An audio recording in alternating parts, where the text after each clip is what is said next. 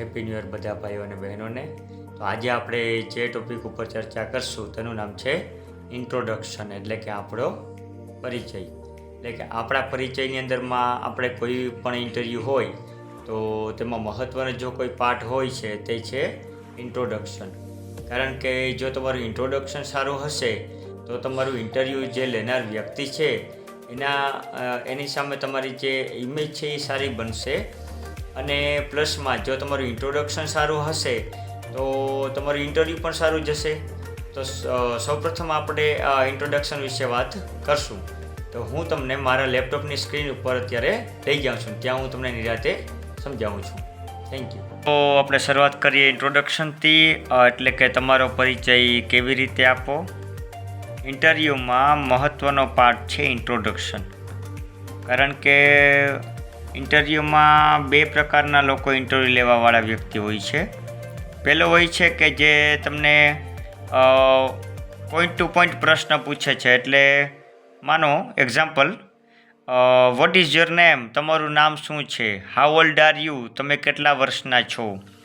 What is your hobby, તમારો શોખ શું છે. ઓકે. અને બીજા નંબરનું જે ઇન્ટરવ્યૂ લેવાવાળા વ્યક્તિ હોય છે એ તમને એકસાથે બધું પૂછવામાં આવે છે કે tell me something about yourself. Tell me something about yourself, એટલે મને તમારા વિશે કંઈક કહો. તો જો તમને પૂછવામાં આવે છે કે tell me something about your self, તો તમે કહી શકો thank you sir, thank you sir, giving me this chance અથવા ઓપોર્ચ્યુનિટી. કોઈ પણ શબ્દ તમે ઉપયોગ કરી શકો. આપણે શરૂઆત કરશું, પહેલાં આભાર વ્યક્ત કરશું. Thank you sir, give me this chance. પછી આપણે કહીશું માય નેમ ઇઝ. હવે અહીંયા હું મારું નામ બોલીશ, તમારે તમારું નામ બોલવાનું છે. My name is Odedara Jayesh Rajabhai. પણ મિત્રો અહીંયા તમારે એક વસ્તુ ધ્યાન રાખવાની થશે કે અહીંયા તમારે તમારા પાસપોર્ટ મુજબ નામ બોલવાનું રહેશે. તમારા પાસપોર્ટમાં જેમ નામ લખેલ છે એમ તમે અહીંયા બોલશો. બીજું આપણે કહીશું કે આઈ એમ ખાલી જગ્યા યર્સ ઓલ્ડ, એટલે કે હું એટલા વર્ષનો છું. હવે અહીંયા તમને એમ થતું હશે કે સર મારે કેટલા વર્ષ બોલવાના, મને તો અત્યારે 22મું વર્ષ રનિંગ છે, મને 33મું વર્ષ રનિંગ છે, મને 25મું વર્ષ રનિંગ છે. તો અહીંયા તમારે તમને જેટલા વર્ષ પૂર્ણ થઈ ગયેલ છે એટલા વર્ષ તમારે બોલવાના રહેશે. હું એમ કહું આઈ એમ 35 યર્સ ઓલ્ડ, તો અહીંયા તમારે તમારા વર્ષ બોલવાના રહેશે.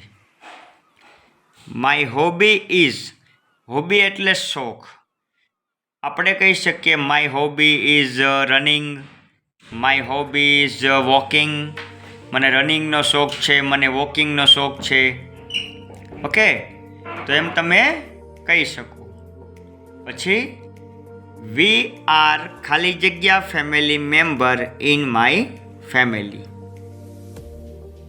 એમ કહીએ છીએ આપણે આપણા પરિવારમાં જે આપણા પરિવારના સભ્યો છે એ કેટલા છે એના વિશે આપણે ચર્ચા કરીએ.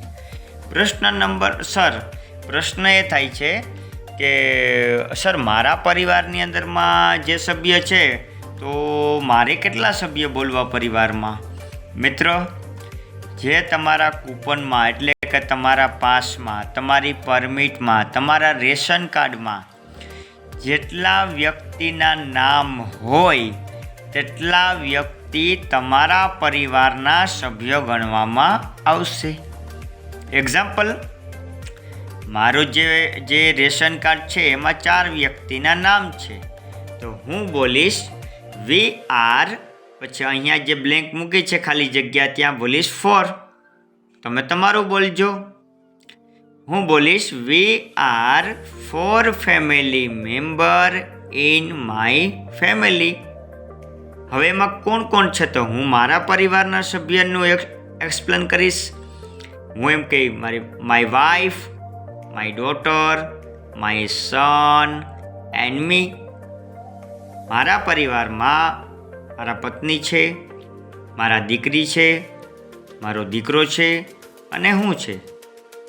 એવી જ રીતે હું એમ કહેવા માંગીશ આઈ live in at.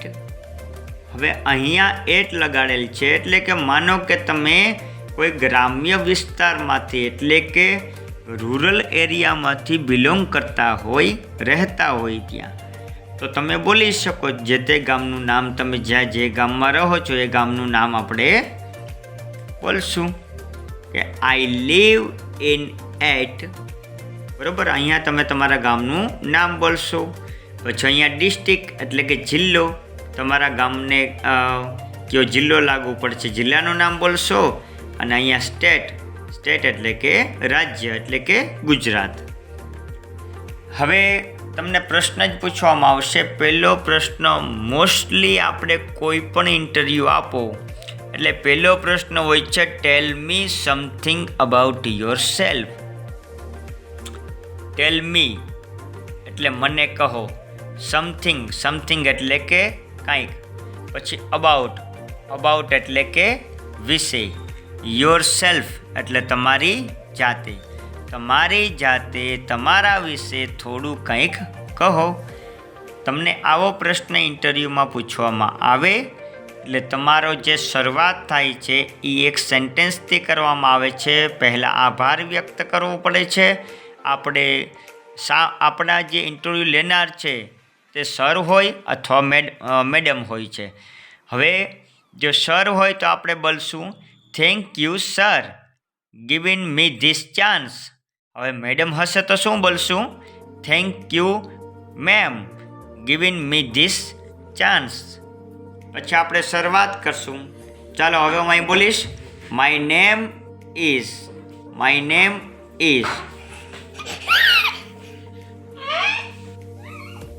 Vadodara Jayesh Rajabhai. Okay, એના જેમ તમે તમારું નામ બોલી શકો. પછી આઈ એમ ખાલી જગ્યા યર્સ ઓલ્ડ. હવે અહીંયા તમને જેટલા વર્ષ પૂર્ણ થઈ ગયેલ છે એટલા વર્ષ તમે બોલશો. ચાલુ વર્ષ કે કન્ટિન્યુ વર્ષ બોલવાના નથી. માય હોબી ઇઝ, અહીંયા તમારું જે શોખ હોય, દાખલા તરીકે મારી હોબી છે એ રનિંગની છે તો હું બોલી શકું માય હોબી ઇઝ રનિંગ.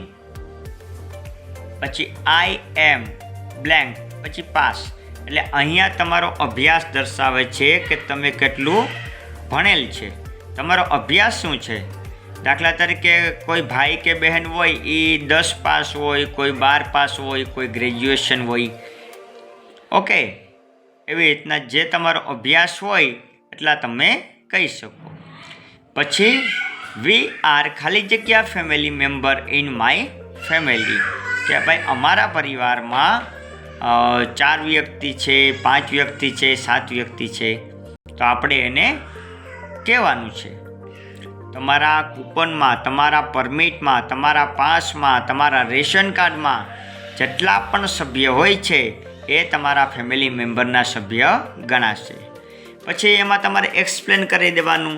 તમારા જો માનો કે કૂપનની અંદરમાં તમારા જે નામ હોય, માનો કે તમારા દાદાનું નામ છે તો આપણે કહીશું માય ગ્રાન્ડફાધર, દાદીનું નામ હોય તો ગ્રાન્ડ મધર, પછી ભાઈનું નામ હોય તો માય બ્રધર, બેનનું નામ હોય તો માય સિસ્ટર, લગ્ન થઈ ગયા હોય અને એની વાઈફનું નામ હોય છે તો કહે છે કે માય વાઈફ, લગ્ન થઈ ગયા હોય અને સંતાન હોય કે દીકરો કે દીકરી હોય છે, દીકરી હોય તો માય ડોટર, દીકરો હોય છે તો માય સન.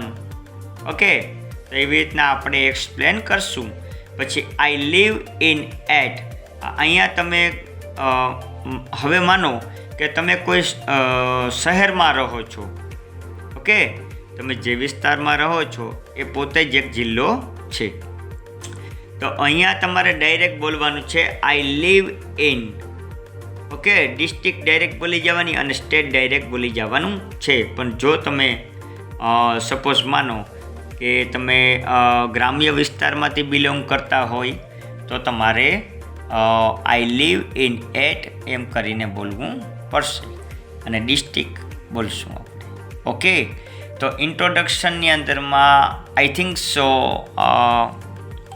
આમાં ઇન્ટ્રોડક્શનમાં હજી વધારે પણ તમે બોલી શકો, હે, કે તમે બોલી શકો માય હાઇટ ઇઝ, તમારી હાઇટ બોલી શકો. હાઇટ હંમેશા સેન્ટીમીટરમાં બોલવી.